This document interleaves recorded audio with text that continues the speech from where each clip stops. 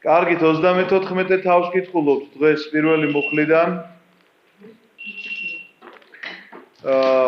თუ მოვასწარით 35 თავსაც წავიკითხავთ, რა ვიცი შევხედოთ როგორ იქნება, როგორ მოგწევს დრო ამის საშუალებას. და თქვენი ძალები კიდევ უნდა გითხრათ, რომ ეს ორივე თავი რაღაცა ტრაგიკული მოვლენით არის დატვირთული. წინასწარ არ მოგიყვებით, რა თქმა უნდა, წავიკითხოთ ტექსტი და ვნახოთ რა მოხდება. თუმცა კი გეტყვით იმას, რომ ისეთი ოჯახური პრობლემებია განხილული, მრავალშვილიანი ოჯახის პრობლემებია, შეიძლება ესე ითქვას, განხილული, რომელიც ძალიან კარგი მაგალითია დღევანდელი ჩვენი ცხოვრებისთვის. აი ადამიანი, რომელსაც მრავალშვილიანი ოჯახი ყავს, ან თუნდაც ერთი ყავს, არ აქვს მნიშვნელობა. ამ შვილებთან ურთიერთობა, ეს დამოკიდებულება, ადამიანების ურთიერთობა რაღაცა ძალიან მნიშვნელოვანია, რელიგიური ურთიერთობები ძალიან მნიშვნელოვანია, სხვა რელიგიის ხალხთან დამოკიდებულება, იმიტომ რომ ჩვენ აქ წავიკითხავთ როგორ და რანაირად ცხოვრობდნენ ეს ადამიანები. ჩვენ აქ წავიკითხავთ, რომ ეს ადამიანები, რომლებიც რჩეული ერის მამამთავრები არიან, ებრაელთა მამამთავრები არიან და ამათგან წამოვიდა მთელი ებრაელი ერი.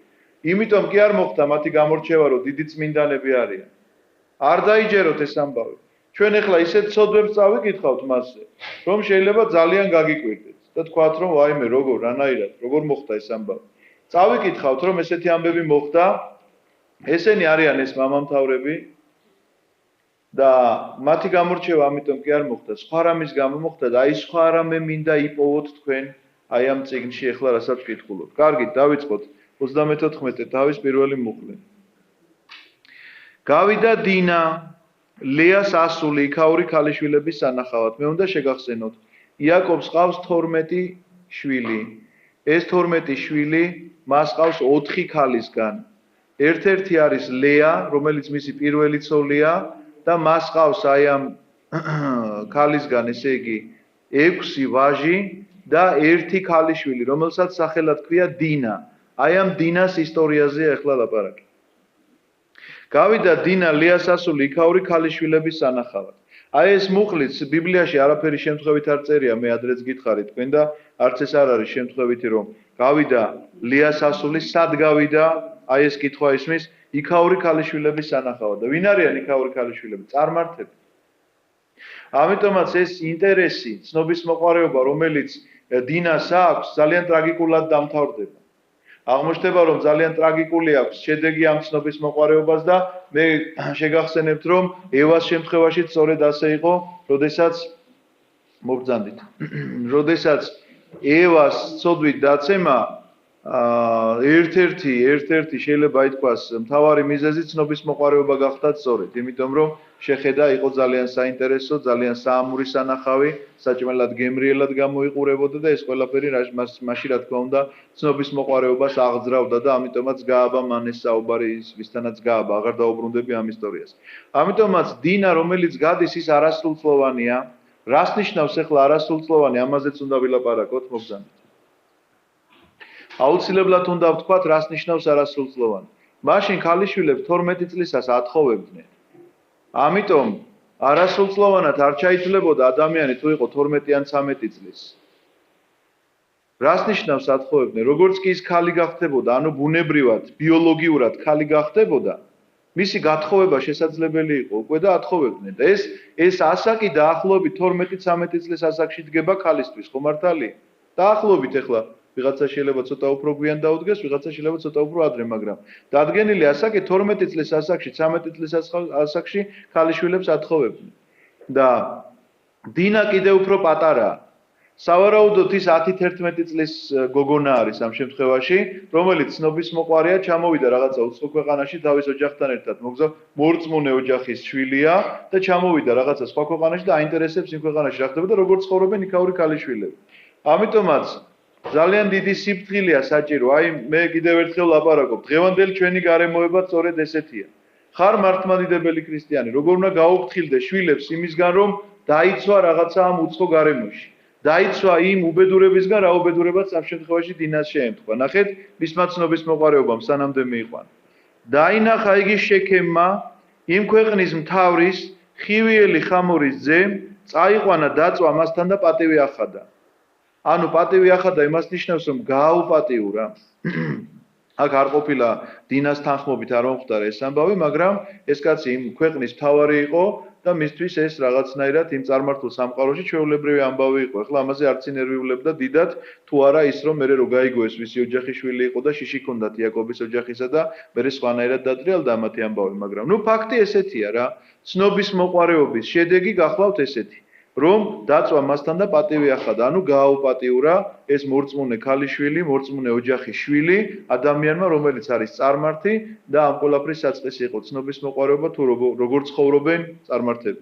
ისე მინდა გითხრათ, რომ ნამდვილად ჩვენ დღევანდელ ცხოვრებაში სწორედ ესე არის, გაუპატიურებაში ნუ იგულისხმობთ, რომ ვიღაცა აუცილებლად ფიზიკურად უნდა ძალადობდეს შენზე, ხანდახან გაუპატიურება ხდება სულიერად პირდაპირ მინდა გითხრათ, როდესაც ადამიანს რაღაცა აი სულიერად უტენიან თავში ისეთ რაღაცებს აძალებენ და დაარწმუნებენ ისეთ რაღაცაში, რომელიც არ არის ნამდვილად ჭეშმარიტება და არც არის შენთვის მისაღები. არასდროს არ უცხოვრია ქართველებს ასე, არასდროს არ ყოფილა მის ტრადიციაში ესე, მაგრამ ის რომ გაიხსნა ჩვენთვის საზღვრები და ვნახეთ რა შვება ევროპა, აფრიკა, აზია, ამერიკა და ყველაფრის ერთად რაღაცა ამ ერთად გვინდა ეხლა შევაზაოთ და ეს ყველაფერი ერთად ჩვენ მივიღოთ, არ გამოდის ესე დანუდაძმანო. ეს არის სწორედ მინდა გითხრათ, რომ სულიერი ძალადობა ამ შემთხვევაში ადამიანებზე, რომელსაც აძალებენ რომ თურმე რა მოხდა მერე კაცო, ესე ჩვეულებრივი ამბავია, ასეთი დაიბადა, ასეთი არის, ასეთი უნდა მიიღო, ისეთი უნდა ნუ გვასწავლიან ამას ჩვენ.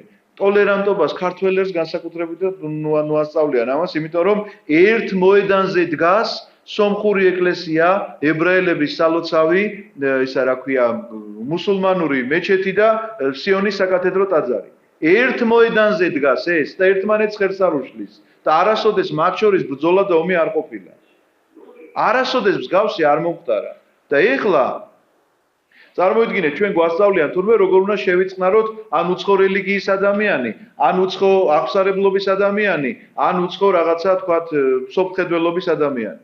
ნუ ეხლა ეს იცით რა არის? ამას ქვია სწორედ ძალადობა. მეტი არაფერი. ამას ქვია ეს გაუპატიურება და პატივის სახთა, რასაც ეხლა აკეთებენ ქართველ ერზე. გული შეუვარდა დინაზე იაკობის ასულზე, შეუყარდა ყმაწვილი ქალი და ცდილობდა მისი გულის დამშვიდებას. რას ნიშნავს ცდილობდა მისი გულის დამშვიდებას? რომ მიხვდა რომ ეხლა ამ კაცს ეტყობა როგორც ჩანს არავინ უარს არ ეუბნებოდა მასთან სარეცელის გაზიარებაზე. და ამ ადამიანთან ძალადობა დასჭირდა მას.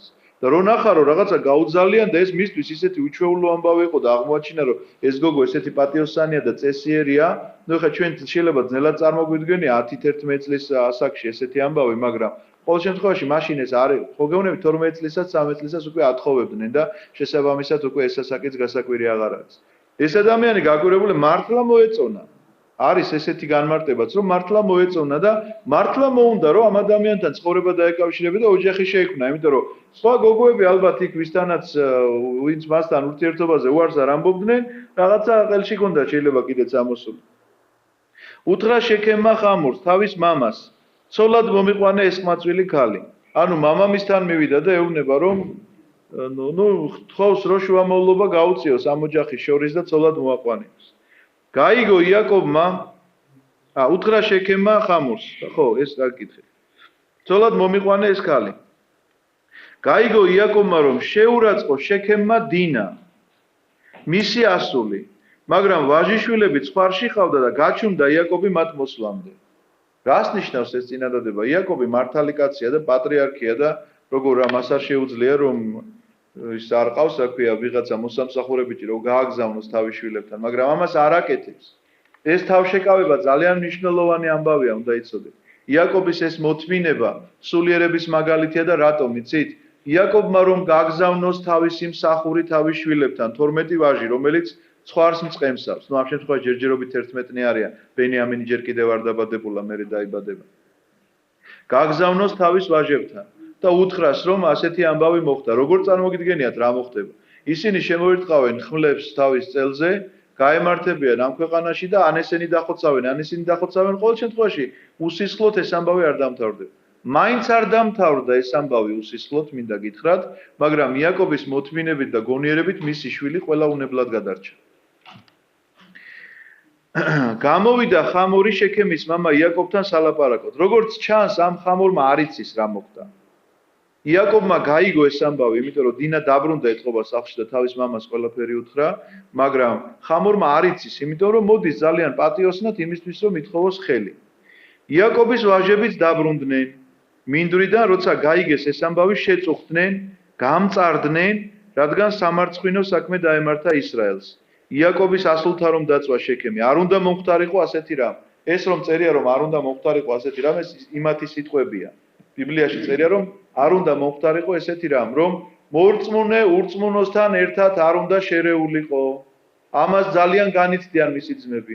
მიუხედავად იმისა, რომ ჩვენ წავიკითხავთ, რომ შემდგომში თვითონ რა დანაშაულებებსაც ჩადიან და როგორც იქცევიან და როგორი ადამიანები არიან, ამას დავინახავთ ჩვენ წმინდა წერილიდან, მაგრამ მიუხედავად ამისა, სჯულით მათ იციან და ამ სჯულს ძალიან მკაცრად იცავენ, რომ ურწმუნოსთან არ შეიძლებოდა მისი დაკავშირება. და მით უმეტეს ამ გზით არ შეიძლებოდა წარმოიდგინეთ რომ მოსულიყო და ხელი ეთხოვა, მაშინაც კი უარს ეთყოდნენ.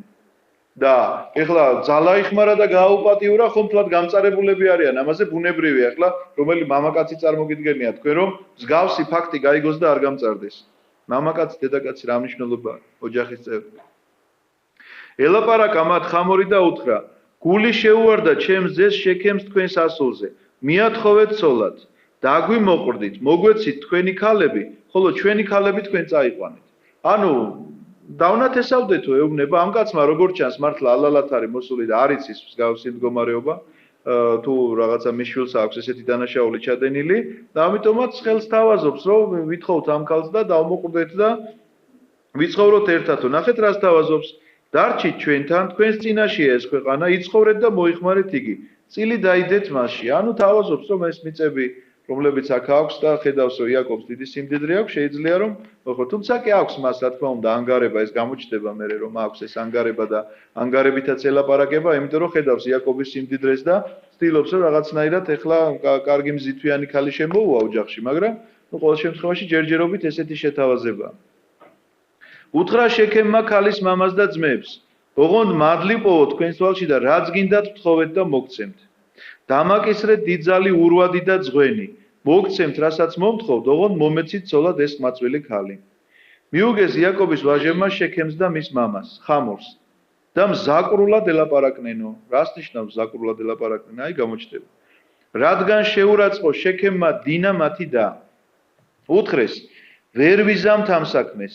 წინა დაუცვეთელ კაცზე ვერ გავათხოვებ ჩვენს დას, რადგან აუგია ეს ჩვენთვის. მიუხედავად იმისა, რომ ეს გოგონა უკვე გაუპატიურებულია, ნამუსახტილია იმ კაცისგან, ეუბნებიან რომ მაინც არა. ჩვენ ვერ გავათხოვებთ, წინა დაუცვეთელი რას ნიშნავს? მათი რჯული არ აქვს მიღებული, ებრაული რჯული არ აქვს მიღებული და შესაბამისად ისინი ვერ დაინათესავებენ ესეთ ადამიანს. აი ამ წესებს ისინი ძალიან მკაცრად იცავენ. ამიტომაც დღევანდელ დღეს, როდესაც ადამიანი გეკითხება, რომ აი რა ვქნა, რომ შვილს ესე ვიღაცა მუსულმანს უნდა რო გაყვეს და ან სხვა მაქსიმალურად უნდა იცოდეთ, რომ ეს ესე არ მოხდეს. სხვა ეროვნების წარმომადგენელს კი არა, სხვა რელიგიის წარმომადგენელზეა ლაპარაკი, იმიტომ რომ თუ გახდა ის მართლმადიდებელი ქრისტიანია, მაშინ ჩათვალე რომ ის იგივე შენი ოჯახის წევრია. მართლმადიდებელი თუ გახდება ჩეჩენი, ებრაელი, რა ვიცი, ესპანელი თუ ამერიკელი არ აქვს მნიშვნელობა, ჩათვალეთ რომ ის არის შენი ოჯახის წევრი, ეს არის საერთო და მთლიანი ოჯახი და ამ შემთხვევაში არაუშავს თუ ესეთი ქორწინება მოხდება. შეიძლება ესეც არ მოგწონდეს, რაღაცად მაინც გერჩივნოს, რომ შენი ერი უფრო სუფთად გამრავლდეს და არ შეერიოს სხვისი სისხლი, მაგრამ არაუშავს ესე თუ მოხდება, მაგრამ როდესაც მას აქვს აბსოლუტურად სხვა რწმენა. როგორ წარმოგიდგენია თქვენ, თქვენი შვილი გათხოვდება თუ თქვენი შვილი შემოიყვანს ასეთ ძალთ ოჯახში. რა ხდება ასეთ ოჯახებში, რა ასეთ შერეულ ოჯახებში, როგორ წარმოგიდგენია? ასეთ შერეულ ოჯახებში ძირითადად ტრადიციები იკარგება. მართლმადიდებლური ტრადიციები იკარგება. ამიტომ მართლმადიდებელთა კავშირს, რა თქმა უნდა, ეკლესია არასდროს არ აკრძალავს, რა ეროვნებისაც არ უნდა იყოს, კიდევ ერთხელ დავაკონკრეტებ, არ აქვს მნიშვნელობა, მაგრამ ყოველთვის თუ კი სხვა რელიგიის წარმომადგენელია, თავს შეიკავებს ეკლესია. ნუ ჯვარს ხომ ვერ დასწერ, ეხა გამორიცხული არამართლმადიდებელთა როგორ დაწერ ჯვარს? ეს ხომ ცალკე ტრაგედიაა, მაგრამ ჯვრის წერას რომ ვერ მიიღებ და ღვთისგან კურთხევას ვერ გამოირთხოვ შენი შვილისთვის, ეს კიდე ცალკე ტრაგედიაა, მაგრამ ეხლა კიდე უფრო მეტი ტრაგედია ის არის, რომ შენ რომ რაღაცა ტრადიციებზე აღზარდე შენი შვილი, შეიძლება მან კიდე გაიტანოს თავი და რაღაცნაირად ეს შეინარჩუნოს და მერე მისი შვილები უკვე ვეღარანაირად ვეღარ შეინარჩუნებენ, იმიტომ რომ იმ უცხო სისხლში და იმ უცხო გარემოში არის. არა აქვს მნიშვნელობა, რძალიც რო შემოიყვანო, ესეთი რძალი გაზდის ასეთს. რა ტრადიციების თვითონ აქვს მას. ამიტომ ეს ძალიან გასათვალისწინებელი საკითხია. ამიტომ ვერ გავათხოვებ ჩვენს დასვეუნება, მიუხედავად იმისა, რომ ნამოსახტილია. მხოლოდ მაშინ მოგცემთ დასტურს, თუ ჩვენსავით წინა დაიცვეს თქვენში ყოველი მამაკაცი. ჩვენს ქალებს მოგათხოვებ და ჩვენც ვითხოვთ თქვენს ქალებს. თქვენთან ვიცხოვრებ და ერთ ხალხად ვიქცევით. თუ წინა დაცვეთას არ მოინდომებთ, წავიყვათ ჩვენს ქალს და წავალთ. ანუ პირდაპირ შესთავაზეს.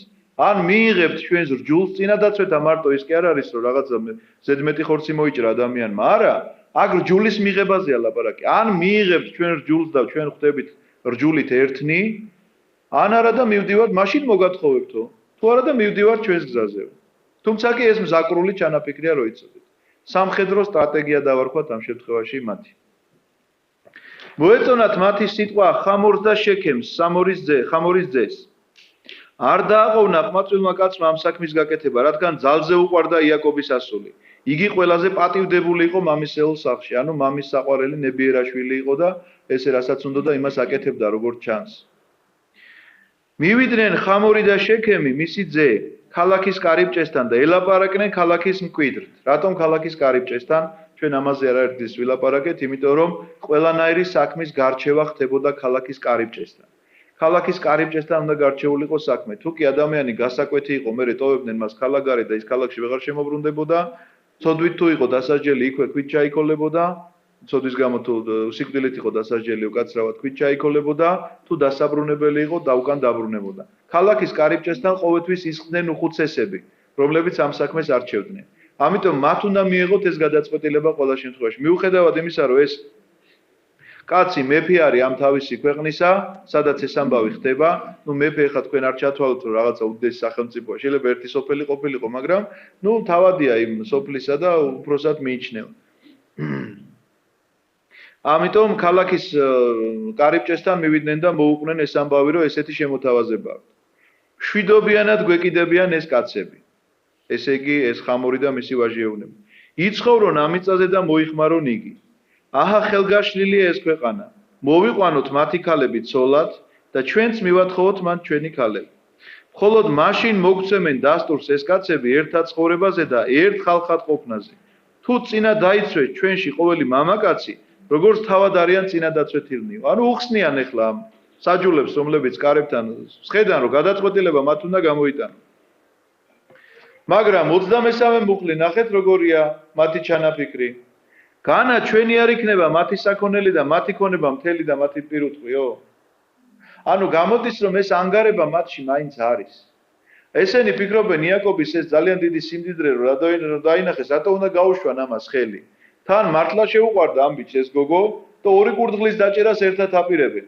ეს თავის შეყვარებულ სოლად მოიყვანს და თან ეს ამდენი ქონება დაგვრჩება.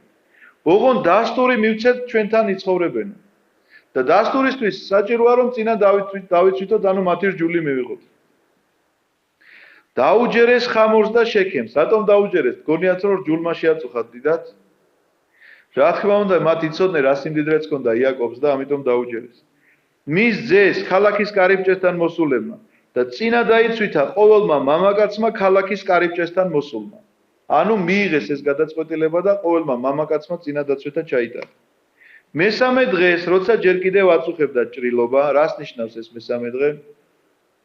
გახსოვთ აბრაამის ამბავიც რომ მოვყევით ჩვენ, რომ როგორც კი წინა დაცვეთის კურთხევა მან მიიღო, პაპანაკება სიცხეში იჯდა ის თავის კარავში. რას ნიშნავს პაპანაკება სიცხეში? პაპანაკება სიცხე რა წინა დღეს არ იყო, უდაბნოში ცხოვრობს და სულ პაპანაკებაა იქ.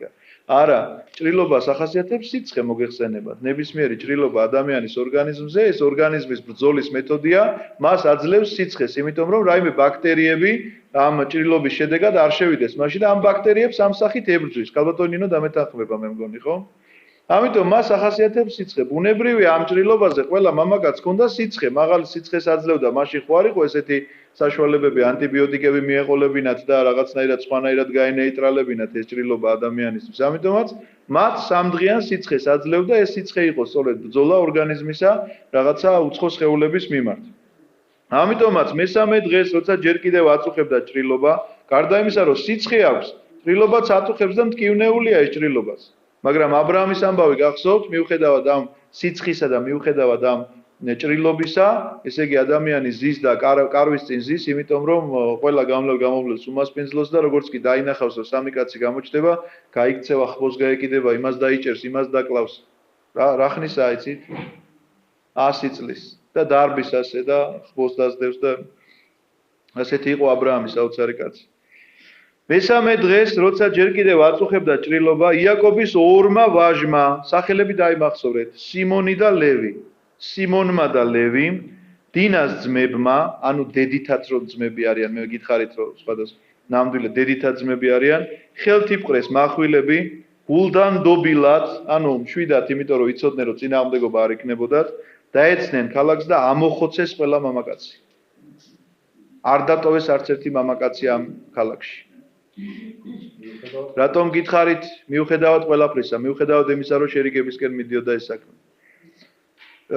მათი ეს აქციელი მოწონებული არ არის, მინდა გითხრათ, იმიტომ რომ იაკობი ამას მერე ჩვენ წავიკითხავთ ქვემოთ, რასაც ამბობს იაკობი ამის შესახებ. მაგრამ რატომ გითხარით, რომ ეს სახელები დაიმახსოვრეთ მეთქი სიმონი და ლევი. ჩვენ თუ ვიცოცხლეთ და წავიკითხეთ იოსების ცხოვრება, იოსებთან როდესაც ჩადიან თავისი ძმები, იქ ერთ-ერთი უნდა დაიტოვოს იოსებმა მძევლად და დანარჩენ ხო არ ეუბნება რომ თავისი ძმა, ნუ ამ ისტორიას გავივლით ჩვენ ახლა თუ გახსოვთ უბრალოდ. ერთ-ერთი ძმა უნდა დაიტოვოს და დაიტოვებს სიმონს. რატომ რა არჩია სიმონი? ეს ძალიან საინტერესო ფაქტია, იმიტომ რომ სიმონის და ლევის ერთად ყოფნა არ შეიძლება. იმიტომ რომ ეს არის დაუნდობელი მრისხანება. დაუნდობელი მრისხანება. და თუ მარტო რჩება ან ლევი ან სიმონი, ამ შემთხვევაში იმ მრისხანებან დაუნდობელი აღარ არის. ჩვენ უნდა ვთქვათ ეხლა რა არის ეს? ნამდვილად თავისი დის დასაცავად მათ რაღაცა უნდა გაეკეთებინათ. ამაზე არავინ არ დაობს. რომელ მამაკაცს ეთქვი ეხლა რომ შენი დის დასაცავად და შენი ოჯახის დასაცავად მახვილი არ უნდა აიღო ხელში. პირიქით. ქრისტიანობა ამას არ ამბობს. ქრისტიანობა გეუბნება რომ შენი სამშობლო უნდა დაიცვა. შენ მამაკაცი რომ ხარ, თავი რომ ქვია ოჯახისა, შენი ოჯახის დაცვა უნდა შეგეძლოს. ამაზე არავინ არ დაობს. ერთი წამით თქვენ არ იფიქროთ რომ ეს არაქრისტიანული საქციელია რომ შენს წელს ვიღაცამ შეურაცხყოფა მიაყენოს და შენ ჩაღუნო თავი და გაიარო და წახ. ახლა თუ ვიღაცა სულიერად ავატყოფია, იმას ხო არ დაუწყებ რაღაცა საქმეები რჩევას, მაგრამ თუ კი ასეთი შეგნებული განზრახვით ვიღაცა ამას გააკეთებს შენი მეუღლის მიმართ და შენ ამას ესე იგი გადაღლაბა ან შიშარა ხარ და ან მოკლედ ან რაღაცა სხვა პრობლემა გაქვს, იმიტომ რომ შენ პირდაპირ გევალება შენი მეუღლის და შენი ოჯახის დაცვა. მათ შორის გეტყვით მღვდლის შესახებაც. იყო ერთი ესეთი საინტერესო ამბავი, რუსმა მღვდელმა მოყვა. ერთი მოძღვარი დანიშნეს თურმე სადღაცა ღრმა სოფელში. კვირაში ერთხელ ჩადიოდა და ატარებდა მსახურებას. მატარებლით მიდიოდა და მატარებლიდან პატარა თურმე ის ტყე უნდა გაევლო, რომ იმ ტაძარში ასულიყო. და ამ დღეში იქ ხდებოდნენ ის სოფლის ბიჭები, აბუჩად იგდებდნენ ამ კაცს, რაღაცა პანღურებს ამოარტყავდნენ თურმე და გაუშვებდნენ წავიდოდა. ეს ამბავი გრძელდებოდა მთელი წელიწადის განმავლობაში. ეს მღვდელი ამათ ხმას არ სცემდა. ერთხელაც შემოვიდა საჩივარი საპატრიარქოში, რომ ამ მღვდელმა სცემა 5 თუ 6 ბიჭი იმ სოფლისა. ხო და ნუ სასამართლოშია ეს საქმე, რა თქმა უნდა, მღვდელს ორი სასამართლო აქვს, თან არ დაგავიწყდეთ. მღვდელმა რო რამე დააშაოს, ასამართლებს საერო ხელისუფლება და ასამართლებს საეკლესიო ხელისუფლებას. აბა რა ორი სასამართლო აქვს მას. ამიტომაც საეკლესიო სასამართლოზე ამ ადამიანს ეუბნებიან, რომ რატომ მოხდა, როგორ მოხდა, რომ შენ სცემე ეს ახალგაზრდა ბიჭები. ის ეუბნება, რომ აი მთელი წლის განმავლობაში ესენი მოდიოდნენ და ამ დღის გავლის დროს მე შეურაცხყოფას მაყენებდნენ. ნუ გავიგეთ რომ მთელი წელი ამას აკეთებდნენ, მაგრამ ერთი წლის მერე გაგახსენდა ეს ამბავი თუ როგორ არის? არა. ეს იყო შემთხვევა მე როდესაც ჩემს მეუღლესთან ერთად ვიყავი. ამიტომაც, როგორც კი მათ შეურაცხყოფელი სიტყვა აკადრეს ჩემს მეუღლეს, მოტრიალდა ეს მღვდელი, აღმოჩნდა ძველი სპორტსმენი ყოფილა და ისე დალეწა ესენი სულ ყველა, რომ პატრონს ვეღარ ცნობდა ვერც ერთი. საეკლესიო სასამართლომ გამოუტანა მას განაჩენი, რომ მართალია ეს კაცი. ხელის ხლება არ შეიძლება მისთვის. საეკლესიო კუთხით. ახლა საერო სასამართლომ არ ვიცი რა იმჯელა და როგორ იმჯელა, მაგრამ საეკლესიო კუთხით ესია. ამიტომაც იცოდეთ, რომ ეს მოეთხოვება ყველა მამაკაცს, მათ შორის მღვდელსაც, რომ მან უნდა დაიცვას თავისი ოჯახი, მან უნდა დაიცვას თავისი მრევლი, მან უნდა დაიცვას თავისი ეკლესია და სამშობლო და ასე შემდგომ. ამიტომაც ეს საქციელი სიმონისა და ლევის რატომ არ არის იცით გამართლებული? თუ ისინი არ დათანხმდებოდნენ წინა დაცვეთაზე, მაშინ რომ აეღოთ მათ ეს מחვილები ხელში და შესულიყვნენ იქ და ეომათ ეს გასაგები იქნებოდა, მაგრამ ჩვენ რომ წეგან სამხედრო სტრატეგია დავარქვით, ისინი ძალიან ცფიერად მოიქცნენ უთხრეს რომ იმიტომ რომ წინასწარ ქონდათ ეს განზრახ. თუმცა კი ეს არც იაკობმა არ იცის და არც სხვა ძმებმა არ იციან. მინდა გითხრათ რომ სხვები არ არიან საქმის კურსში, ეს ორი კაცი აკეთებს მხოლოდ ამას. სიმონი და ლევი. დაუნდობელი მრისხანება. კიდევ ერთხელ ვიმეორებ, იმიტომ რომ მრისხანებას კი არ გვიგრძალავს ამ შემთხვევაში ღმერთი. მე მქონდა ამ თემასთან დაკავშირებით ერთ ჩემს უახლოეს მეგობართან თუშეთში ვიყავით წასულები ერთი კვირით და ყოველი დღე იწყებოდა ამით რომ მრისხანება შეიძლება თუ არ შეიძლება ადამიანისთვის და მე ჩემი წმინდა წერილის ტექსტებიდან უმტკიცებდი ის თავის წმინდა მამათა ცხოვრებიდან მიმტკიცებდა და ესე იგი საწოდავი ის ხალხი ვინ ჩვენთან ერთად იყო ის დღეები ესე იგი არც ჭამას დავაცადეთ არც დალევა არც molxena არაფერი ყოველ დღე მქონდა ამაზე დავა მე ვამბობდი რომ მრისხანება არ არის აკრძალული. იმიტომ რომ ფსალმონში წერია განრისხდებოდეთ და ნუ სწოდავთ. პავლე მოციქული ეფესელთა მიმართ ეპისტოლეში წერს. მრისხანების დროს ნუ სწოდავთ. რატომ არის ეს სიტყვები გამოყენებული? იმიტომ რომ შეიძლება ადამიანი მრისხანებდეს, მაგრამ არ სწოდავდეს. შენი შვილი რომ რაღაცა დაიჭირო უზნეო საქციელში, აუცილებლად განრისხდები. მაგრამ ეს არ არის სწოდვა. იმიტომ რომ თუ არ გარისხდები პირიქით მასში ხარ დამნაშავე. მაგრამ დაუნდობელი თუ არის ეს მრისხანება? ამის გულისთვის თუ შეგიძლია შენ ხევისბერი გოჩასავით მოკლა შენი შვილი, მაშინ რა ქვია ამ საქციელს? ამას ქვია წოდვა.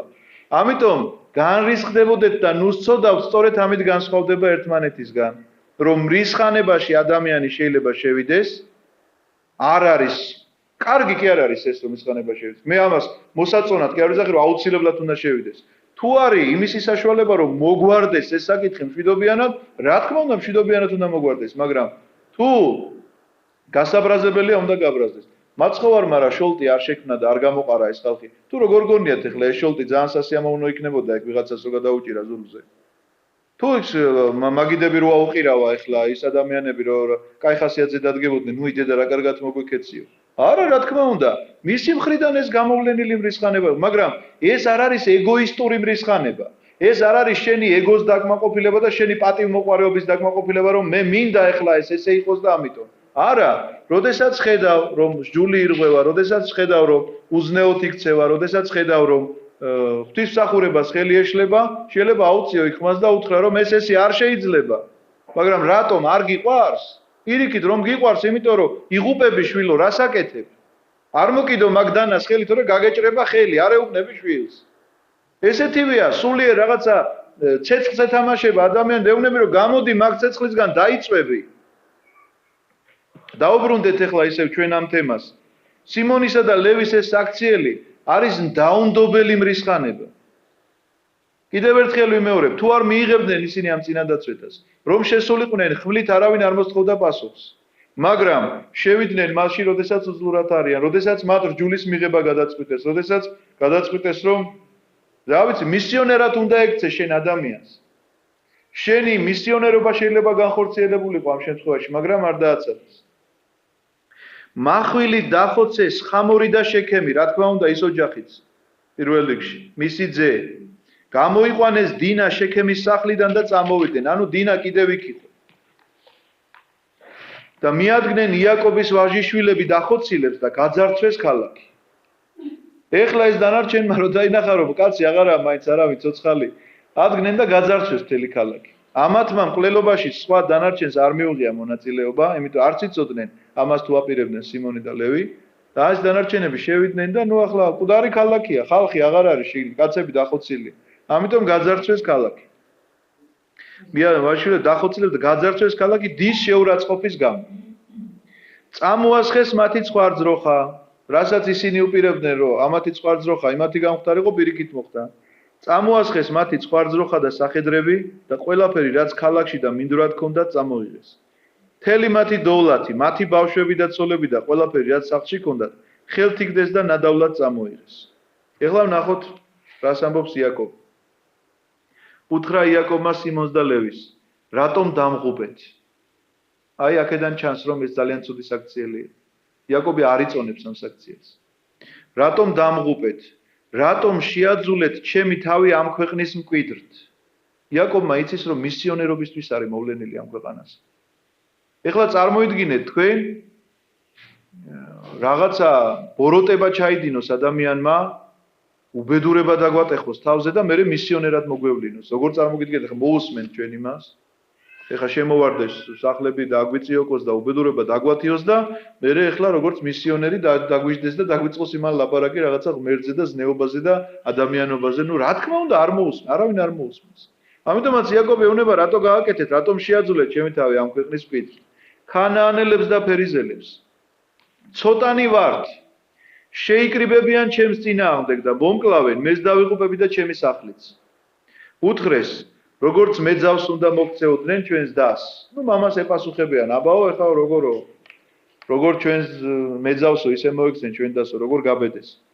ესეთი ამბიცია, ეს გახლავთ 34 თავის დასასრული და მე გავაგრძელებ თქვენი ნებართვით, ხო 35-ს.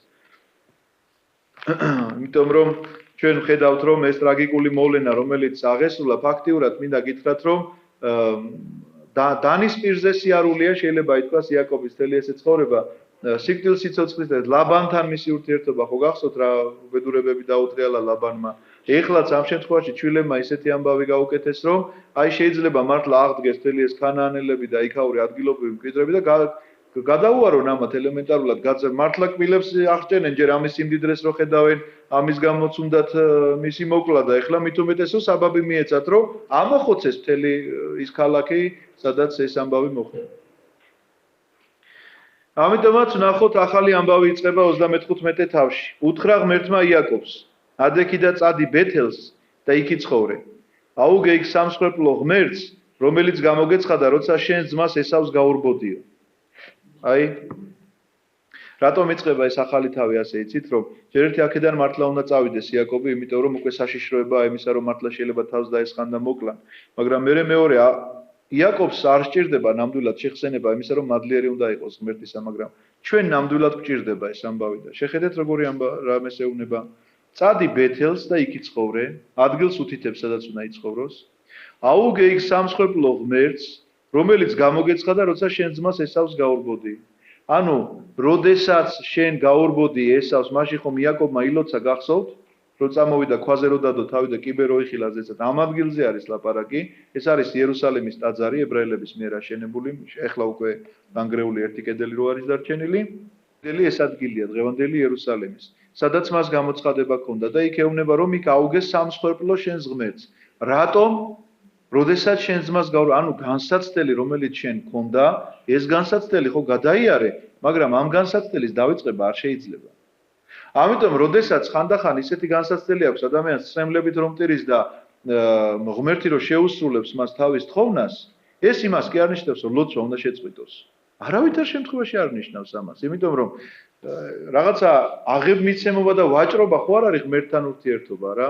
ღმერთთან ურთიერთობა შენთან სიხარულის მომნიჭებელი უნდა იყოს ყოველთვის, ნებისმიერ დროს, მაგრამ რაღაც ამ ქვეყანაში ჭირი და განსაცდელი გაქვს, ამ შემთხვევაშიც კი მოგეცა თუ არა ეს, რასაც ითხოვდი, მაინც უნდა გააგრძელო ლოცვა, თუნდაც იმიტომ რომ მადლიერი იყო ადამიანი. რომ ეს სრემლი თვალზე შეგაჩნდა და სრემლის ნაცვლად ეხლა სიხარული გაქვს. ამიტომაც იაკობს ძალიან მძიმე დღეები ედგა. გაურბოდა თან ვიღაცა მტერს კი არა, საკუთარი ძმა მოსდევდა მოსაკლავად. ამიტომაც ეუბნება რომ უნდა აუგოს მან სამსხვერპლო ღმერთს, რომელიც სადაც გამოეცხადა მას ღმერთი, მაგრამ ეს სამსხვერპლო რო აუგოს, ნახეთ იაკობი რა პირობებს აყენებს ეხლა და ამ თემაზეც მოგვიწევს საუბარი. უთხრა იაკობმა თავის სახლს და ყველას, ვინც კი მასთან იყო, მთელ ოჯახს ეუბნება. გაყარეთ უცხო ღმერთები, რომელნიცა ყავთ განიწმინდენით და გამოიცვალეთ სამოსელი. აი ამის შემდეგ შეიძლება ესე იგი ახალი სამსხვერპლოს აგება, როდესაც ამ პირობას შეასრულებ. რას ნიშნავს გაყარეთ უცხო ღმერთები? მაშინ შეიძლება პირდაპირ მნიშვნელობით ითქვას, რომ გახსოვთ რაკელმა რომ მოიპარა მამამისის ღმერთები, რომელსაც ეს ისტორია იმედი მაქვს, რომ გახსოვთ, რომ მოსდევდა ლაბანი და მერე ზედრო დააჯდა, რომ არაო, აქ არ არის და მე ვერ ავდგები დედათა წესი მაქვს რო. ეს კერპებიც რაკელთან იმყოფებოდა ჯერჯერობით. ამის გარდა იყო ძალიან ბევრი ცრურწმენის საკითხები მათში, ისევე როგორც ჩვენში არის დღევანდელ დღეს. აი წავიკითხავ შემდეგ მოსდა მიხვდებით. ადექით და წავიდეთ ბეთელში, რომ სამსხვერპლო ავუგო იქ ღმერთს, რომელმაც მისმინა გასაჭირში და ჩემთან იყო გზაზე, სადაც მივდიოდი. ნახეთ, მეოთხე მუხლში რა წერია.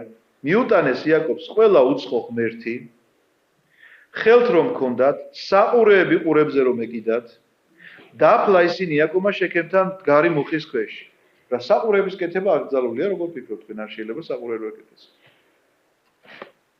აქ სხვა რამეში არის საქმე. აქ იცით რაზე არის ლაპარაკი, რომ ისინი სინამდვილეში ამულეტი ქართულად როგორ არის? იგრეა, ამულეტია? როგორ? არა. ხო, რაღაცა ავგაროზი, ეგეთი რაღაცა აქვს. და რომ ადამიანს ატარებს ამას რაღაცა თავისი ცრურწმენის გამო.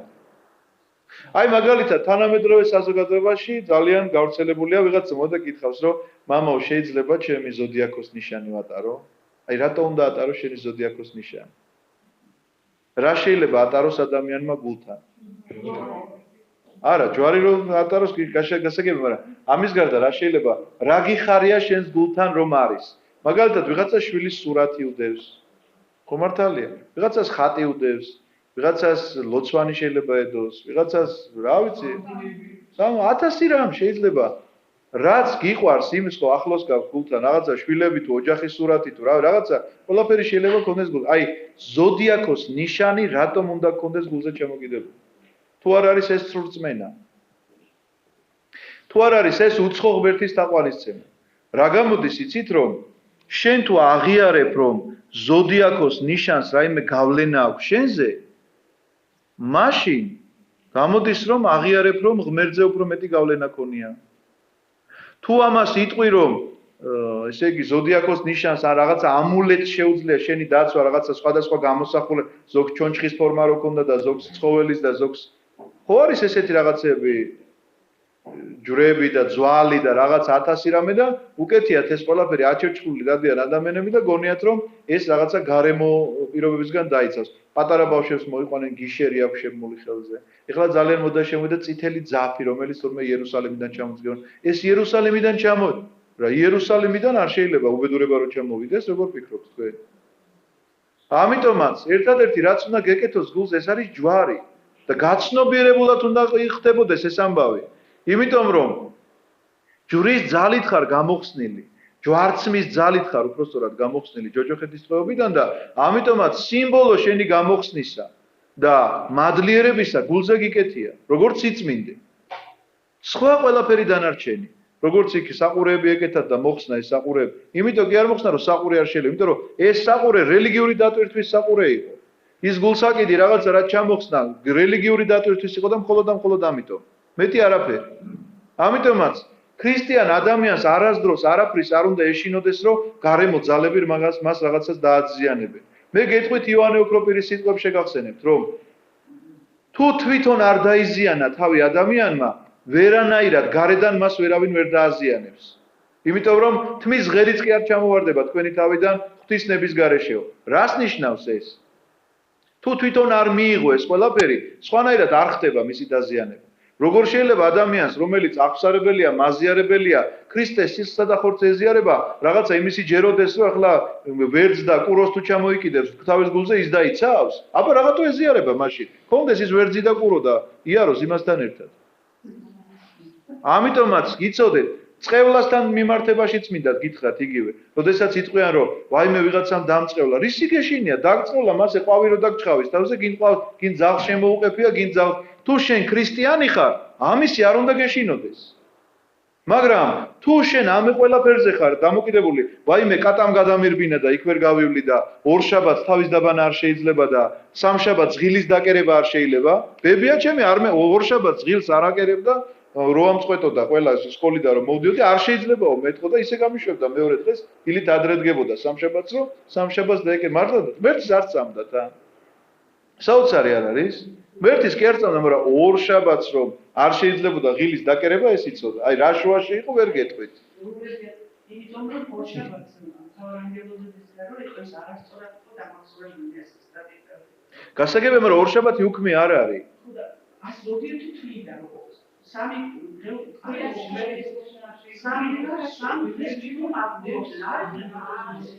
არა, მარხვა სხვა საკითხია. ორ შაბათს მარხულობენ ბერები და მონაზვნები. ძალიან ბევრ მონასტერში მარხვაა დაწესებული. იმიტომ რომ ანგელოზთა დღეა და ისინი ანგელოზებრივ შესამოსელში არიან. ბერმონაზნობაზე მაქვს ლაპარაკი და ისინი ჩვენ რო 4 შაბათს და პარასკევს მარხულობთ, ისინი ორ შაბათსაც მარხულობენ ხშირ შემთხვევაში. ყველგან შეიძლება არ იყოს. ხო და არ ვიცი, ხო გეუბნებით არ ქონდა ამ ადამიანს არანაირად ეკლესიასთან შეხება, მაგრამ ორ შაბათს ღილს არ დამიკერებდა შარვალზე. ამიტომაც იცოდეთ რომ ყველაფერი ამ რუსულად ნახეთ რა ქვია ამას სუივერია, ხო არ მეშლება? ხო, რატომ ქვიათ? თვითონ სიტყვის წარმომავლობაც ხო ესეთია. სუიტა. მაგას გეუბნებით. მაგის თქვა მინდოდა ბატონმა გიამ რას თქვა ეხლა ზუსტად. ამიტომაც ნახეთ ეს ყველაფერი თუ არ მოხდა, ამის ჩამოშორება თუ არ მოხდა, ისე სამსხვერპლოს აგება არ ხდება. სამსხვერპლო რა არის? მაშინდელი ეკლესია შეიძლება ესე ითქვას, სადაც მიდის ადამიანებს სწორ წირავს. ანუ ეკლესიის აშენება არ შეიძლება აი ეს ყველაფერი ჩამოშორებული თუ არ გაქვს. იქ კიდე ერთი რამე ეცა, გამოიცვალეთ სამოსელიო რო წერია. თქვენ გონიათ იმათ ეხლა ის ქონდათ დალაგებული შარვალ კოსტუმები ესე ჩამოკიდული და ძველს გაიხდით და ახალზე. თითო ხელთანი სამოსი ქონდათ. ამ სამოსელზე კი არ არის ლაპარაკი. ლაპარაკია სულიერ შესამოსელზე. ჩვენ ნათლობის დროს რას ვაცვეთ? ადამიანი რომ მოინათლება წყლიდან ამოდის თუ რას იცნევთ? თეთრ პერანგს. ახალ სამოს, თეთრ ნათელს, ქათქათას, როგორც ცოდვებისაგან განწმენდას, ამის სიმბოლოს, როგორც გასუფთავებულს, ამის სიმბოლოს, ესეთი დგება ადამიანი ღვთის წინაშე. ამიტომაც უნდა გამოიცვალოს, როგორც აღალ ნათელღებული ისე უნდა დადგეს. ამიტომაც ნახეთ, როდესაც ეს ამბები ხდება, რომ შეკითხვა სვავენო ვიღაცას არაკანონიერად აქვს ფული ნაშოვნი და ესე იგი მერე ტაძარი ააშენა რა ეშველება. მე რა ვიცი რა ეშველება იმ ადამიანს. ნუ ააშენა. გავქნათ. მაგრამ მე პირადად თუ შემეკითხებით, ვურჩევდი რომ ასეთ ადამიანს არ აეშენებინა ტაძარი. იმიტომ რომ მისთვის ეს უფრო დიდი სასჯელია. შეიძლება ვერ გადაიტანოს. აქვე ამ ცხოვრებაში ვერ გადაიტანოს და ფსიქიურად ვერ შეძლოს ეს ყველაფერი. თუ მას ძალიან დიდი სინანული არ ახლავს, სინანულის შედეგად თუ არ ჩამოიშორა ყველაფერი ეს, იმიტომ რომ აქ რო წერია უცხო ღმერთებია, უცხო ღმერთები შეიძლება ფულიც იყოს. ფული იყოს ადამიანისთვის უცხო ღმერთი და ეს ფულები საიდან აქვს? მთელი საპენსიო ფონდი აიღო ერთმა კაცმა და გაიდო მხარზე და წავიდა. და ახლა ქვია ბიზნესმენი. ასეთ ადამიანს ბიზნესმენი ქვია, მე გეკითხებით თქვენ. მართალია. იცით რა ბიზნესმენი ქვია, მე რომ რაღაცა დავიწყე საქმიანობა, ეს ვიყიდე, იქ გავყიდე, იქ რაღაცა მოგება დავრჩა, რაღაცა დავატრიალეს, ამას შეიძლება დაერქვას ბიზნესმენი, მაგრამ სახელმწიფო ბიუჯეტს მოუპარე თუ კერძო პირს აგერ მამუკას რა მნიშვნელობა აქვს ამას, კაცო? მე ხომ ჩემი რაც მე არ დამიდია ის ავიღე. ჩემი შრომის ნაყოფი ხო არ ყოფილა ეს. ავიღე, ახლა მქვია ბიზნესმენი. ვაშენებ ტაძარს. ვიწყებ ქველმოქმედებას და მქვია დიდი ქველმოქმედი? კი ბატონო, მქვია, ვაკეთებ ქველმოქმედებას, მაგრამ ჯერ ჯობია ეს ყველაფერი მოიშორო. გამოხვიდე სახალხო და თქვა რომ მე ბატონებო, აი ესეთი და ცოდვა მაქვს, ასეთი დანაშაული მაქვს. ვითხოვ შენდობას, ის პენსიონერები ცოცხლები აღარ არიან ახლა, სადღაც დაუბრუნო ის ფული და ამიტომ ვითხოვ შენდობა. ნუ რაღაცა მსგავსი უნდა იყოს. მე ასე წარმომიდგენია ყოველ შემთხვევაში. სხვანაირად ძალიან ძნელია, შეუძლებელია. მე ერთმა ადამიანმა ევროპიდან გამომიგზავნა ფული, თბილისში ცხოვრობდი მაშინ და გამომიგზავნა ფული და ზუსტად ვიცი ახლა რომ ის ადამიანი ბიბლიოთეკაში არ ზის, იქ სხვა ცხოვრებით ცხოვრობს და გამომიგზავნა ეს ფული, ესე იგი ჯიბეს წავდა ეს ფული რა. ვერ ხარჯავდი, არ საწამეღო არ ვიცოდი. რატომ წვალობდი გას თავიდანვე მისულიყავი ამ ჩემ მოძღვართან და მეთქვა რომ ესე მდგომარეობაში ვარ მეთქი და მითხრა რომ რას იზავახლო მაგას უკან სად გადაუგზავნიო იმასო ევროპაშიო და ნუ რაც რაღაცა ესე ბოროტულად შეიძლება იყოს შეკრებილიო შეიძლება კეთილად განაწილდეს იმიტომ რომ მე ვთხარი მე ახლა ამ ფულით რაღაცა გამიჭირდება რომ ჩემ შვილებს საჭმელი ვაჭამ ხო და მითხრა რომ ამიტომო აჭამეო ისეთ ადამიანებს ვისაც მართლა საჭიროება აქვს ამისეო და რაღაცა ისე მე თვითონ ბედნიერი ვიყავი. წავედი მონასტერს რაღაც ჭირდებოდა მშენებლობაზე, იმ მონასტერს რაღაცა გარკვეული თანხა დაუტოვე და ამისი სახელი დაუტოვე ამ კაცის. ჩემი ოჯახის კი არა, იმ კაცის, რომ მე ვთქარი, აი განსაცდელსაში ნამყოფი ესა და ეს პიროვნება მოიხსენეთ, იმიტომ რომ ამას დიდი განსაცდელი რა შეიძლება იყოს, რომ შენ უშრომელად შოულობ რაღაცა ფულს. ამაზე დიდი განსაცდელი არაფერი არ არის. ამის შემდგომ რაღაცა ვიღაც გაჭირებულ ოჯახს მივეცი და იგივე უთხარი რომ ეს ჩემგან არ გეგონოთ უბრალოდ ამ კაცმა სახელს ვეუბნებოდი ახლა კი არ ვაკონკრეტებ ამიტომაც ყოველთვის საფრთხილოა მსგავს თანხებთან მსგავს სიტუაციებში რაღაც ადამიანის მოქმედება ძალიან საფრთხილოა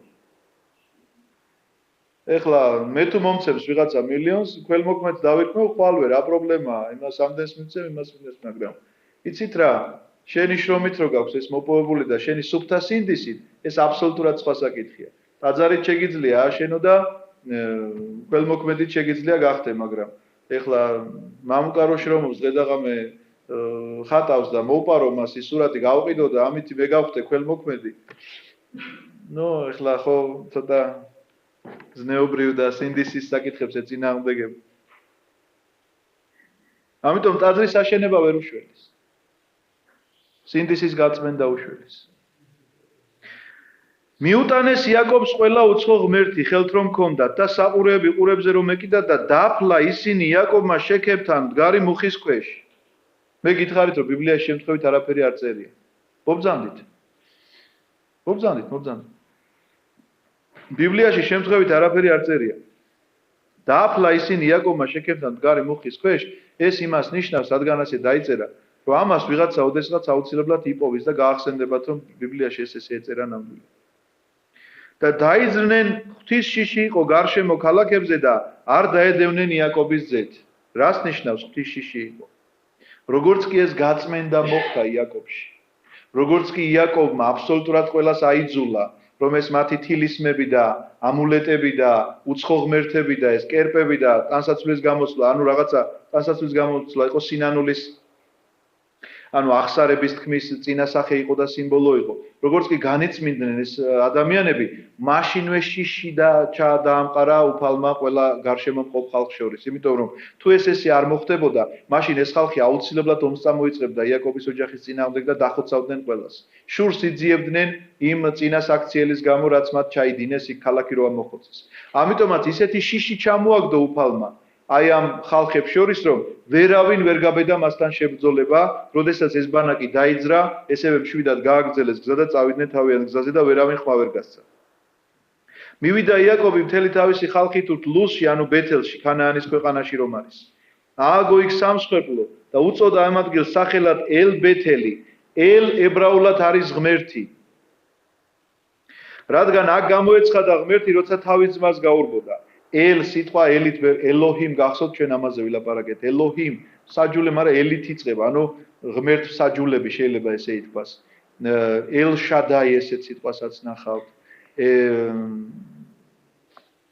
მინდა გითხრათ რომ ბევრი სიტყვა არის ეს შედგენილი მიქაელიც ესეთი შედგენილობის სიტყვა არის როგორც ღმერთი ანგელოზის შესახებ ანუ მსგავსი ღმერთისა როგორც ღმერთი ესეც რამეს ნიშნავს და ალლაჰიც აქედან მოდის იმიტომ რომ მათი ენები ძალიან გავს არაბული და მობრძანდით ჩვენ კი ვამთავრებთ აწი მაგრამ მაინც კაია რო ხედავთ და ალლაჰიც აქედან იმიტომ რომ მათი ვინც იცის ებრაული ენა მას არ გაუჭირდება არაბულის სწავლა და პირიქით ვინც არაბული იცის ებრაული არ გაუჭირდება იმიტომ რომ ერთი ძირი აქვთ აი ამ ენებს მოგეხსენებათ ჩვენ ამაზე ისააკის და ესე იგი ისმაელის ძმობაზე მოყოლილი გვაქვს უკვე ეს ისტორია მოკვდა დებორა რებეკას ძიძა და დამარხეს ბეთელს ქვემოთ მუხის ქვეშ და უწოდა სახელად ამ ადგილს ალონ ბაქუთი მუხა გლოვისა ნამდვილად იგლოვეს ეს დებორა, იმიტომ რომ ძალიან მორწმუნე ადამიანი იყო და ერთგული იყო ოჯახისა და რებეკას ძიძა იყო ამავდროულად აღზრდელი, რომელიც თან მოყვებოდა რებეკას. კვლავ გამოეცხადა იაკობს ღმერთი ფადან არამიდან და დაბრუნებისას და აკურთხა ღმერთმა იგი. ეს ძალიან მნიშვნელოვანია, იმიტომ რომ იაკობი არის ძალიან შეშინებული. ბოლო ფაქტის გამო რაც მოხდა, მისმა შვილებმა რაც ჩაიდინეს, არის ძალიან შეშინებული და კი ღმერთის ბრძანებით მიდის ახლა სადაც მიემგზავრება და ახალი ბანაკი უნდა ააშენოს. ეს სამსხვერპლო უკვე ააგო, როგორც გითხარი და წინ რა უძღოდა ამ სამსხვერპლოს აგებას, ამის შესახებაც საკმაოდ ვილაპარაკეთ, მაგრამ მაინც შეშინებულია, იმიტომ რომ არ იცის რა მოხდება. ის რომ იმ ხალხში შიშია და ხმას ვერცემენ იაკობს, ეს თვითონ იაკობმა კი არ იცის, ეს იცის თვითონ იმ ხალხმა. რომ ვერ ბედავენ იაკობის წინააღმდეგ ბრძოლას, მაგრამ იაკობმა ხო არ იცის, რომ ისინი ვერ ბედავენ ამას. უთხრა ღმერთმა, იაკობია შენი სახელი, აღარ გერკმევ ამერიდან სახელი იაკობი. არამედ ისრაელი იქნება შენი სახელი. კვლავ უმეორებს იმ კურთხევას, რომელიც ჩვენ გასულ შეხვედრაზე წავიკითხეთ. გახსოვთ ისრაელი მას როგორ ეწოდა და რას ნიშნავდა ეს ისრაელი? ღვთისთვის მებრძოლს თუ ღმერთთან მებრძოლს. უთხრა ღმერთმა, მე ვარ ღმერთი ყოვლადწლიერი, ინაყოფიერე და გამრავლდი, ხალხი და ხალხთა კრებული წარმოიშობა შენგან და მეფენი გამოვლენ შენი საზარდულიდან. ქვეყანა, რომელიც მივეცი აბრაამს და ისააკს, შენთვის მომიცია, შენი შთამომავლობისთვის მომიცია ეს ქვეყანა. იგივეს უმეორებს რა აღთქმაც მან კარგად იცის, მაგრამ ეს გამეორება გახლავთ სწორედ დამშვიდება იაკობისთვის, რადგანაც შეშინებულია როგორც გითხარით. გაშორდა მას ღმერთი იმ ადგილიდან, სადაც ელაპარაკებოდა. ამ სიტყვაზე მინდა 2 წუთი შევაჩერო თქვენი ყურადღება, იმიტომ რომ გაშორდა არ ნიშნავს იმას, რომ იაკობთან აღარ ურთიერთობს ღმერთი. უბრალოდ დიალოგი, როდესაც შეწყდება, ამას გაშორება ესე აღნიშნავს ბიბლია, იმიტომ რომ ღმერთის არ გადაადგილდება. გაშორება კი არ ნიშნავს, რომ ღმერთი სადღაცას წავიდა. არა, ღმერთი რა თქმა უნდა ყველგან ყოფია და ყოველთვის ყველგანაა. არ არის ის დროით შემოზღუდული, მაგრამ უბრალოდ გაშორდა ნიშნავს, რომ ეს დიალოგი წყდება. გაუმეორა იგივე კურთხევა, რაც აბრაამისთვის იყო მიცეული, უთხრა იგივე იაკობს, რომ შვიდად ყოფილიყო ეს ამბავი ნამდვილად ესე მოხდებოდა და არავითარი ეჭვი არ ქონოდა იაკობს ამ შიშით შეპყრობილს, რომელიც შიშიც მასში იყო. მაშინ აღმართა იაკობმა სვეტი იმ ადგილას, სადაც ღმერთი ელაპარაკა, სვეტი ქვისა და დაღვარა მასზე საღვრელი და წყო ზეთი. ყველა იმ ადგილს, სადაც ღმერთი ეცხადებოდა აბრაამსას, თუ გახსოვთ, ყოველთვის რაღაცით აღნიშნავდნენ. იაკობიც გახსოვთ, სადაც ის კიბე იხილა, იქ ქვა დადო და ზეთი დაღვარა. ანუ რაღაცა წმინდა ადგილებს, სადაც ღმერთის გამოცხადება ხდებოდა, ყოველთვის განსაკუთრებული პატივით ისინი ეპყრობოდნენ, მაგრამ მინდა გითხრათ ასევე ერთი ძალიან საინტერესო ამბავი. ყველა ის ადგილი, სადაც აბრაამს ღმერთი ეცხადებოდა და თქვათ იქ ან ჭას ამოიღებდა, ან რაღაცა ქვას დადებდა თუ საღვრელს დაღვრიდა, ყველა იმ ადგილას მე მის შთამომავლობას რაღაცა განსაცდელები ეწეოდათ ხოლმე. ანუ თითქოს წინასწარ გრძნობდა ამას ყველაფერს აბრაამი და წინასწარ ესე იგი გამოლოცილი ადგილები იყო ეს, რომ მისი შთამომავლობისთვის შემდგომ უკვე განსაცდელი ნაკლები ყოფილიყო. დაიძრნენ ბეთელიდან და ეფრათამდე არ იყვნენ მისულნი, რომ მოილოგინა რახელმა და მძიმე ჰქონდა მშობიარობა. მართლაც ასე, თუ ვინმე ხართ ნამყოფი იერუსალიმში, ნახავთ, რომ იერუსალიმიდან ბეთლემის გზაზე რომ მიდიხართ, მარჯვენა მხარეს იქ დაგანახებენ, რომ აქ არის რაქელის საფლავი. რაქელი მშობიარობას გადაყვა და რაქელი იქვე დაასაფლავეს, ვერსად ვერ წაიყვანეს, იქვე მოხდა მისი დასაფლავება, ამიტომაც დღევანდელ დღემდე განსაკუთრებული სიწმინდე ებრაელებისთვის ეს ადგილი, განსაკუთრებულად მიდიან იქ ორსული ქალები და ევედრებიან და ლოცულობენ რაქელისთვის. სულ დგას იქ ყარაულის, ხოთა შორის ავტომატიანი ხალხი. იქ ომია პალესტინელებსა და ებრაელებს შორის და იცავენ მოკლედ ამ რაქელის საფლავს, რომ პალესტინელებმა რაღაცა შეურაცხყოფა არ მიაყენონ რაქელის საფლავს და მინდა გითხრათ, რომ შავკანიანი ებრაელებით განან ძალიან ბევრი. მე არ ვიცოდი ამის მიზეზი რა. შავკანიანი ებრაელი ჯერ ხო თვითონ გასაკვირი ფაქტია, მაგრამ შავკანიანი ებრაელებით განან და რატომ მეთქი რომ დავსვი ეს კითხვა, მიპასუხეს ასე რომ ისინი თავს თვლიან რომ არიან ბენიამინის შთამომავლები. მობრძანდით. ისინი თავს თვლიან რომ არიან ბენიამინის შთამომავლები და რაქელი ბენიამინზე მშობიარობას გადაყვა. ამიტომაც როგორც მათი ესე იგი დიდი ბებია და დიდი დედა შეიძლება ასე ითქვას, განსაკუთრებული პატივი აქვს და ეს შავკანიანი ებრაელები იცავენ ხოლმე ამ ადგილს. არა, ქალები მიდიან სალოცავად, თორე კაცებიც მიდიან. არა, სხვები თქვენ თუ მოგიხდებათ, არ მიგიშვებენ უბრალოდ ახლოს, უცხოებს არ უშვებენ. სწორედ თუ მიხვალთ, რა თქმა უნდა, რაქელი წმინდანია ჩვენთვის, როგორც მამამთავრის პატრიარქის ცოლია და თვითონაც წინასწარმეტყველი იყო. როცა უძნელდებოდა მშობიარობა, უთხრა რახელს ბებიაქალმა. ნუ გეშინია, რადგან ახლაც ვაჟი გეყოლებაო. ეს იცით რა სიტყვებია, ნუ გეშინია. განა არ იცის რომ კვდება რახელი. მაგრამ რადგანაც ვაჟი ეყოლება, ამიტომ ამშვიდებს მას. მაშინ მკვდრად ითვლებოდა ადამიანი, როდესაც ის უშვილოდ კვდებოდა. თუ ადამიანს შვილი არ ყავდა, მოკვდებოდა და ამბობდნენ რომ მოკვდა და მეტი არაფერი. მაგრამ თუ ადამიანს ყავდა შვილები, ამბობდნენ რომ ის ცოცხალია, მე რა რომ მოკვდა, მაინც ცოცხალია. პირდაპირ ესეთი გამოთქმა იყო. ნუ გეშინიაო, ეუბნება, იმიტომ რომ კიდე ვაჟი გეყოლავ. რას ნიშნავს? ეს შენი ვაჟი ილოცებს შენზე, ამიტომ შენი კავშირი არ ირღვევა. სიცოცხლე არ წყდება. თითქოს იმის სიცოცხლე წყდებოდა, ვისაც შვილი არ რჩებოდა. რა თქმა უნდა, სული ცოცხალია და სული ცოცხლობს და ღმერთი ამას ხედავს, მაგრამ ესეთი ტრადიცია იყო ებრაელებში და ამიტომაც ამშვიდებს ესე რომ ნუ გეშინია, რადგან ახლაც ვაჟი გეყოლება. სულის ამოხდომისას, როცა კვდებოდა, დაარქვა ვაჟს სახელად ბენ ყონი, ძე ჩემი ტკივილისა, ხოლო მამამ უწოდა ბენიამინი, ძე მარჯვენისა. მამამ შეუცვალა სახელი, იმიტომ რომ ძალიან ტრაგიკული სახელი ერქვა. და ამიტომ დაარქვა ბენიამინი მას სახელად, იმიტომ რომ რო კვდებოდა, მაშინ ამოიძახა რომ ეს სახელი იყოს მისიო და ძალიან ტრაგიკული სახელი იყო. ხა ძე ჩემი ტკივილისა, მთელი ცხოვრება ეს ადამიანი უნდა დატანჯულიყო ამ სახელის ტარებით, რომ თავი შეიძლება დაედანაშაულებინა, რომ დედამისის სიკვდილის მიზეზი თვითონ გახდა. ამიტომაც მამა მას შეუცვლის სახელს. მოკვდა რახელი და დაიმარხა ეფრათის გზაზე, ეს არის ბეთლემი. აღმართა სვეტი იაკობმა მის საფლავზე, ეს არის რახელის საფლავის სვეტი დღევანდლამდე. არ ვიცი ახლა ეს იგივე სვეტი არის თუ არა, მაგრამ სვეტი ნამდვილად დგას. შეიძლება ახლა მე რაღაცა ომების დროს ის სვეტი დაანგრიეს და მე ახალი ააშენეს სხვებმა, მაგრამ ყოველ შემთხვევაში სვეტი დგას. გაემგზავრა აქედან ისრაელი და გაშალა კარავი გედერის ბოდლის უკან. ამ ქვეყანაში ყოფნისას ადგა რეუბენი და შევიდა ბილჰასთან, მამამისის ხარჭასთან და გაიგო ეს ისრაელმა. ნახეთ, კიდევ ერთ ამბავს გვიყვება მისი შვილის შესახებ, სისხლის აღრევის ცოდვის შესახებ. ანუ რუბენი, რომელიც არის მისი უფროსი ვაჟი და ორი მხევალი ხო ყავდა კიდე ზილფა და ბილჰა.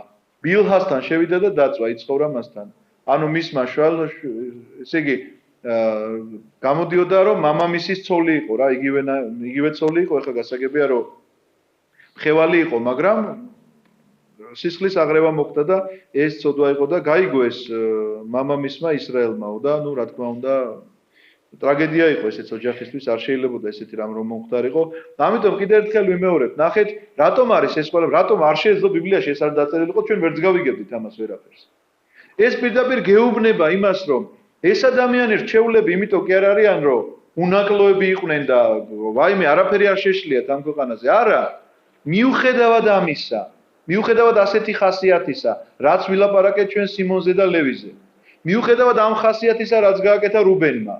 და ჩვენ კიდე წავიკითხავთ, კიდე რეებს იზავენ ეს ძმები. საკუთარ ძმასაც რო გაყიდიან.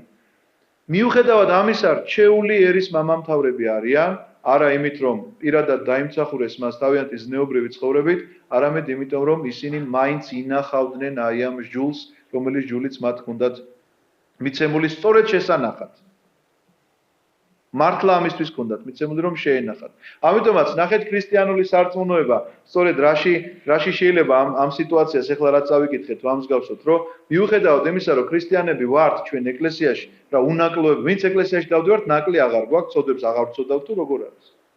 მაგრამ მიუხედავად ამ ცოდებისა, სხვაგან სად უნდა წახვიდეთ, მითხარით? იცით უკეთესი ადგილი, სადაც ცოდვათა შენდობა შეიძლება მიიღოთ. თუ იცით, მეც მითხარით და მეც ამოვა, მაგრამ მე არ მეგულება ესეთი ადგილი. ცოდვათა მიტევება შესაძლებელია მხოლოდ და მხოლოდ ქრისტე ღმერთის საშუალებით. და ქრისტე ღმერთი იმყოფება იქ, სადაც არის მადლიერების ღვთისმსახურება, მსხვერპლ შეწირვა, სამადლობელი მსხვერპლი.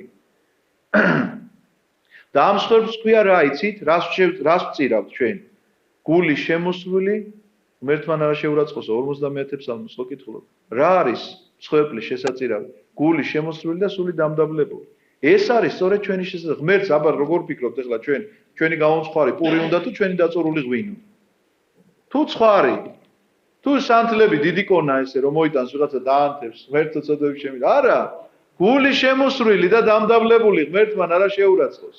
თუ არ იქნა დამდაბლებული გული და შემოსვლილი გული, ეს არის შენი წყობის შეწირვა და ამიტომაც რაც სოდვასაც არ უნდა ჩადიოდეს ადამიანი. სხვა გზა არ აქვს, უნდა წავიდეს და მოინანიოს იქ, სადაც მოსანა ეს ისეთივე მარტივი რაღაცაა ეხლა. ავად რო გახდები საავადმყოფოს გარდა, სად შეიძლება წახვიდე? საავადმყოფოს გარდა, სად შეიძლება გიმკურნალონ? მითხარით? ტყეში, სადმე მთაზე, თუ სად? საავადმყოფოში უნდა მიხვიდე, იმის რომ იმკურნალო. ესეთივე არის ეკლესია. ესეთივე არიან ეს ადამიანებიც, მაგრამ მათ იციან რომ ჯული უნდა შეინახონ და ინახავენ ჯულს. ამის მერე ჩამოთვლილია შვილების სახელები და მორჩებით. ეხლა დაგღალეთ მე მგონი თქვენ და მალე დავამთავრებ. ლეას ძენი იყვნენ რუბენი, იაკობის პირმშო, რომელმაც ბილჰასთან დაწვა გითხარით უკვე, სიმონი, ლევი, იუდა, ისაქარი და ზაბულონი. აი ამ ლეას შვილებიდან ჩვენ ყურადღება უნდა გავამახვილოთ ლევიზე და იუდაზე, რომელიც არის მესამე და მეოთხე შვილი. ლევის თავმომავლობაში შემდგომში გაჩნდება სამღვდელოება, ანუ ლევის თავმომავალია მოსე და არონი და არონიანის უშუალო ყველა თავმომავალი მღვდლად ხელდასხმულია და ლევის სხვა შტოს წარმომადგენლები გახლავთ ტაძრისმსახურები. იუდას თავმომავლობაში გაჩნდებიან მეფეები და კონკრეტულად იესო ქრისტე, იმიტომ რომ იესო ქრისტე მეფის თავმომავალია დავით მეფის მოგეხსენება. ამიტომ ამ ლეას ძეებში ეს ორი ძალიან საყურებელია. ჩვენ ამაზე ცალ-ცალკე მოგვიწევს რაღაცა ისტორიების წაკითხვა ამავე წიგნში, მაგრამ ეხლა რო იცოდეთ. ჩვენ ეხლა დავიწყებთ მართალი გითხრათ, შემდეგიდან დავიწყებთ უკვე იოსების ისტორიის კითხვას. და ეს წიგნი დამთავრდება იოსების ისტორიით, მაგრამ ძალიან საინტერესო ჩართვა 38 თავში იუდას ისტორიას წავიკითხეთ. ერთ თავშია მარტო იუდას ისტორია. დანარჩენი სულ იოსების ისტორია იქნება, აწირასაც წავიკითხავთ. ეს შეწყდება ახლა იაკობიცაა, ნახსენები თავის ძმებიცაა, მაგრამ ძირითადად იოსებზე ვილაპარაკებთ. მაგრამ ერთი იუდას შესახებ აუცილებლად იქნება ლაპარაკი და რატომ ამას გეტყვით, როცა მივალთ 36 თავს. რახელის ძენი იყვნენ იოსები და ბენიამინი. ნუ ბენიამინის მშობიარობას გადაყვა. ბილჰას ძენი იყვნენ რახელის მხევლისა დანი და ნაფთალი. მე გითხარით დანისგან ისე ვამახვილებ ყურადღებას ანტიქრისტეს ელოდება სამყარო. ზილფას ძენი ლეას მხევლები გადი და აშერი. ესენი არიან იაკობის ძენი, რომელიც შეეძინა მას ფადან არამში. მივიდა იაკობი ისააკთან, აღმოჩნდა რომ ისააკი ისევ ცოცხალია. მივიდა იაკობი ისააკთან, მამამისთან მამრეში, რომელიც მამრეს აბრაამისადა ცხოვრობდა, იქ ცხოვრობს ისააკი, მამრეში კირიათ რებათში, ანუ ხებრონში, სადაც მდგმურობდნენ აბრაამი და ისააკი. 180 წლისა იყო ისააკი, მე გითხარით, როდესაც კონკრეტდება მისი სახელი და კონკრეტდება მისი ასაკი, რას აკეთებს ამ დროს ბიბლია აქებს ადამიანს. ანუ ისააკის შესახებ ამბობს, რომ ეს არის ნამდვილი პატრიარქი და მამამთავარი. აღესრულა ისააკი და მოკვდა და შეერთო თავის ხალხს, მოხუცებული და ხანსრული და დამარხეს იგი ეს ბოლო მუხლე, რასაც ვკითხულობ, ძალიან საინტერესო. ესავმა და იაკობმა მისმა შვილებმა. წინ ესავი დასახელდა ამის ამ თავის დასასრულს და რატომ? იმიტომ რომ ეს პირდაპირ ბიბლია ამას იყვება, როცა ამას წაიკითხავთ, უნდა იცოდეთ, რომ ესავმა შეინანა, მოინანია თავის დანაშაული, მამის წინაშეს, თავისი ძმის წინაშეს და ამიტომაც ბიბლიამ დაასახელა ის კვლავ პირველი. დიახ, გახსოვთ ისმაელის შესახებაც, ისააკთან მიმართებაში, რომ არ სახელდებოდა ისმაელი, მაგრამ როდესაც აბრაამი გარდაიცვალა, იქ წერია ისმაილმა და ისააკმა როგორ დაკრძალეს, ესე იგი, აბრაამი. რატომ დასახელდა? იმიტომ რომ ისმაილმაც მოინანია და გახდა ის თავისი მამის ღირსეული შვილი. ისევე როგორც ესავი და ესე დასრულდა ჩვენი 35 თავი.